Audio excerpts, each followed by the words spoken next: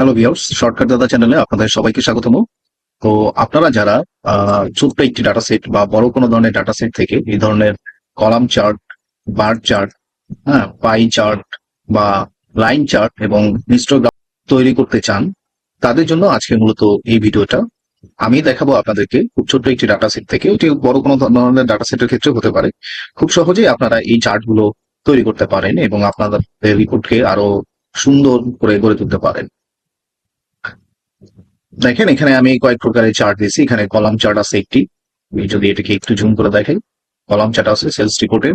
তারপর একই ডাটা থেকে বার চার্ট তৈরি করা আছে। তারপর এখানে পাই চার্ট দেখানো আছে এবং লাইন চার্টও দেয়া আছে এদিকে। এবং সর্বোপরি এখানে আমরা একটা হিস্টোগ্রাম দিয়েছি, যেখান থেকে পার্সেন্টেজ এবং ডিজিট আপনি মান্থ ওয়ারি দুটোই দেখতে পারবেন আপনার সেলস রিপোর্টের। তো আমাদের এই সেলস ডাটাটাও অল্প কিছু ডিজিটের এবং 6 মান্থের আমি ডাটা নিয়ে দেখাইছি। তো আপনারা চাইলে এটা বিগ ডাটার ক্ষেত্রে করতে পারেন এবং বিগ ডাটাকে আপনারা জাস্ট একটু কাস্টমাইজ করে আপনার মতো করে আপনি চার্টগুলো তৈরি করতে পারবেন।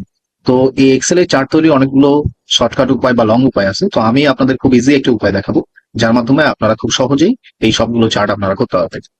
তো ধরেন আপনি আপনার সেলস ডাটাকে আপনি কাস্টমাইজ করে একটা ফরম্যাটে নিয়ে আসছেন এবং ফরম্যাটে নিয়ে আসার পর জাস্ট আপনি এখন আপনার রিপোর্টটা তৈরি করবেন। আপনার সেলস ডাটাকে জাস্ট এভাবে ধরবেন, ধরার পর দেখবেন যে এই কর্নারে একটা অপশন চলে আসছে। আপনি জাস্ট এই অপশনটা হচ্ছে কুইক অ্যানালাইসিস। এটি আপনি কন্ট্রোল কিউ দিয়েও যদি কিবোর্ডের শর্টকাট অ্যাপ্লাই করেন তাহলেও চলে আসবে। তো কুইক অ্যানালাইসিস আসার পর জাস্ট এখানে যদি আপনি ক্লিক করেন এবং অনেকগুলো অপশন কিন্তু আপনি পেয়ে যাবেন, যেখান থেকে ডিফারেন্ট ডিফারেন্ট জিনিস আসলে তৈরি করা যায়। তো আমরা আপনাদেরকে সবগুলো তো এক ভিডিওতে দেখা যায় না। আমি মূলত আজকে চার্ট নিয়ে আপনাদেরকে দেখাবো যে এই কুইক অ্যানালাইসিস টুলবার আপনি ইউজ করে কিভাবে ডিফারেন্ট ডিফারেন্ট চার্ট তৈরি করতে পারেন। তো দেখেন, আমার প্রথমে রয়েছে চার্টে, যদি আমি ক্লিক করি তাহলে ক্লাস্টার কলাম অর্থাৎ কলাম চার্ট কিন্তু আমার চলে আসে। আমি জাস্ট এখানে যদি ক্লিক করি আমার কলাম চার্ট চলে আসলো। আগে সবগুলো চার্ট আপনাদেরকে নিয়ে দেখাই, তারপর আমি বাকিগুলো চার্টের যে অন্যান্য এলিমেন্ট গুলো যুক্ত করে চার্টকে সুন্দর করা যায় সেগুলো আমি দেখাবো। তো কলাম চার্ট আমরা পেয়ে গেলাম। তারপর আবার আপনি এভাবে ধরবেন, ধরার পর কুইক অ্যানালিসিস যাবেন, চার্টে যান। এবার আমি দেখেন লাইন এখানে অপশন দেওয়া আছে, তো লাইন চার্টটা আমি নিয়ে নিলাম। ওকে,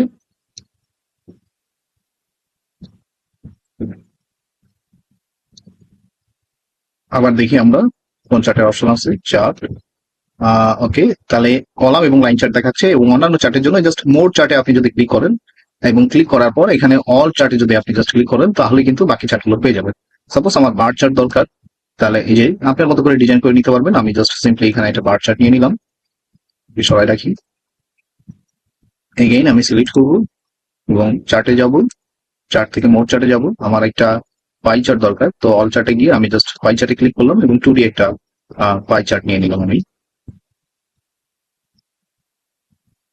এগেইন আমি ডাটাটাকে ধরলাম, কুইক অ্যানালাইসিস টুলবার, চার্ট, মোর চার্ট এবং এখান থেকে আমি সর্বোপরি অল চার্টে ক্লিক করে একটা হিস্টোগ্রাম নিয়ে নিই।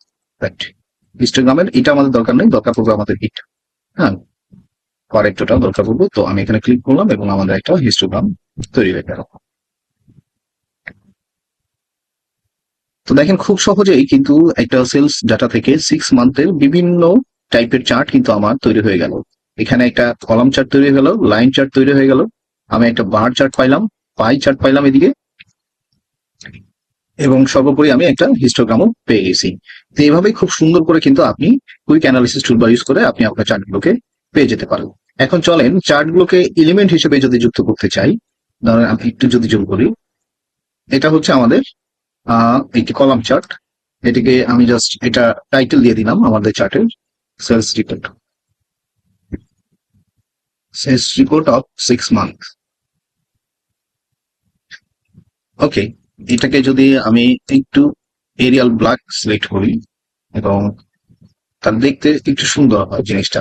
ওকে, 14 font, that's nice. Sales report of 6 month. এখন আপনি দেখেন এখানে January, February, March, April, May, June দেয়া আছে এবং এই সংখ্যাতাত্ত্বিক ফিগারটা এদিক থেকে দেয়া আছে।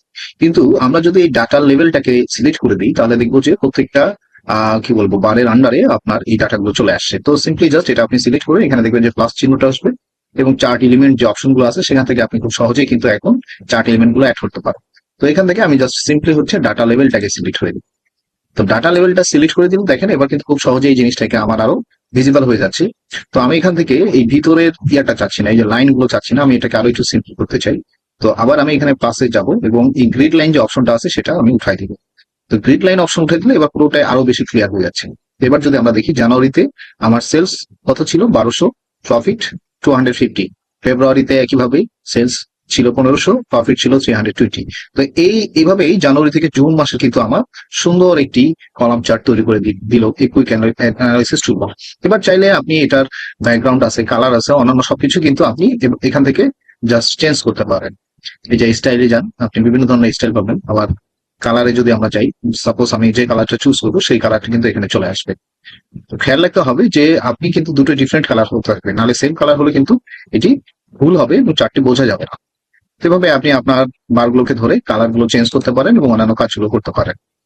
একইভাবে যে অন্যান্য চার্ট গুলো রয়েছে, এই যে এবার লাইন চার্টটাও কিন্তু আপনি এভাবে আপনার ডাটা লেভেল যুক্ত করতে পারেন।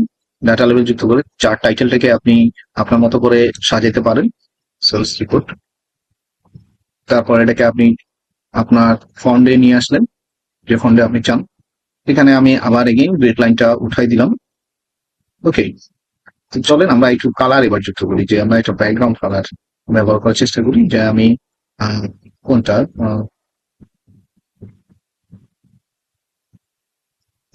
আচ্ছা, এখান থেকে না চার্টের একটা আমরা এখানে শেপ ফিলের থেকে আমরা ব্যাকগ্রাউন্ড ওকে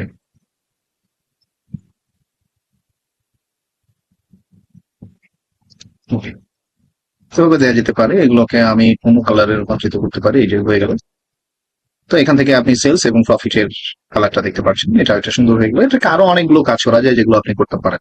আমার মূলত লক্ষ্য ছিল যে আপনি কিভাবে এই ডাটা থেকে আপনি খুব সহজে এরকম column chart, line chart, pie chart, bar chart বা হিস্টোগ্রাম তৈরি করে আপনার রিপোর্টটাকে আপনি সুন্দর বানাতে পারেন। তো থ্যাংক ইউ, মূলত এটাই ছিল আজকের ভিডিওর জন্য। আর প্লিজ প্লিজ প্লিজ চ্যানেলটিকে সাবস্ক্রাইব করে পাশে থাকবেন, লাইক কমেন্ট শেয়ার করে আপনাদের অনুভূতি জানাবেন এবং অন্য কেউ দেখার সুযোগ করে দিবেন। Thank you.